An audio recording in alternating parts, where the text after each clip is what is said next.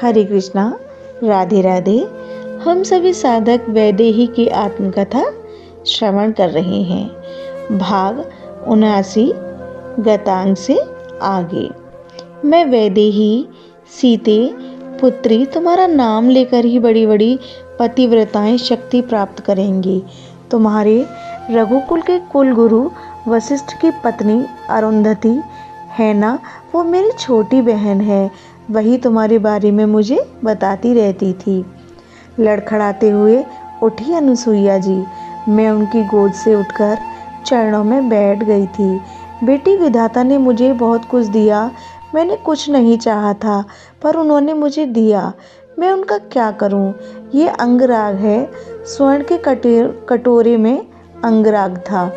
मैं तुम्हारे देह में इसे लगाऊंगी, ना मना मत करना। मेरे देखते ही देखते दिव्य आभूषण उनके पास में आ चुकी थी। साड़ी अत्यंत सुंदर थी। मेरे पास अयोध्या से चलते हुए एक ही साड़ी तो थी जो मैं पहने हुई थी। गंगा नहाते हुए वो गीली हो गई थी। आगे चलकर मैंने वल्गल वस्त्र पहनने सीख लिए भिल्लियों से। चित्रकूट में मेरे पिता जनक जी और माता सुनैना भी आए थे। वस्त्र वह भी लाए थे, पर मैंने उन्हें स्वीकार नहीं किया। कैसे करती मेरे पति वनवासी वेश में और सीता राजसी वस्त्र धारण करे।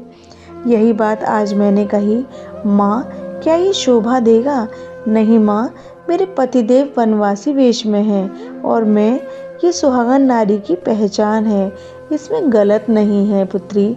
सुहागन नारी श्रृंगार में रहे, यही उसकी शोभा है। मुझे मेरे श्री राम ने आज्ञा दे दी थी, इसलिए इससे ज़्यादा कुछ मैं बोली भी नहीं। उन्होंने मेरे देह में अंगराग लगाया था। ये अंगराज तुम्हारे देह को वर्षों तक स्वस्थ और सुंदर बनाकर रखेगा।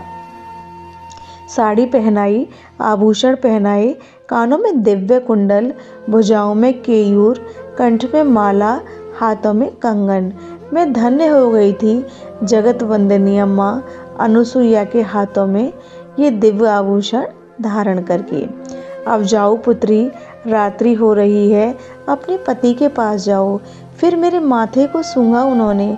मैंने उन्हें प्रणाम किया। वैदेही, तुम मुझे ऊपर से लेकर नीचे तक देखने लगे थे। मेरे श्री राम, आपने ही आज्ञा दी थी मुझे कि सती अनुसुईया जो दे उन्हें स्वीकार कर लेना। मैंने कहा। वे अनुग्रहमयी स्वर भीग गया मेरे श्री राम का।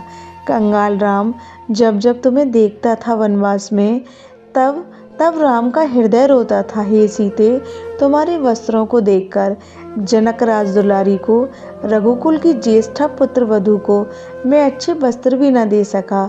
मेरे श्री राम विलख उठे थे। फिर अपने आंसू पोंछते हुए बोले, इन वंदनिया ने इस राम की चिंता मिटा दी। ये कहते हुए मुझे अपने हृदय से लगा लिया था। यह प्रसंग अब यहीं विश्राम लेता है। हरे कृष्णा, राधे राधे।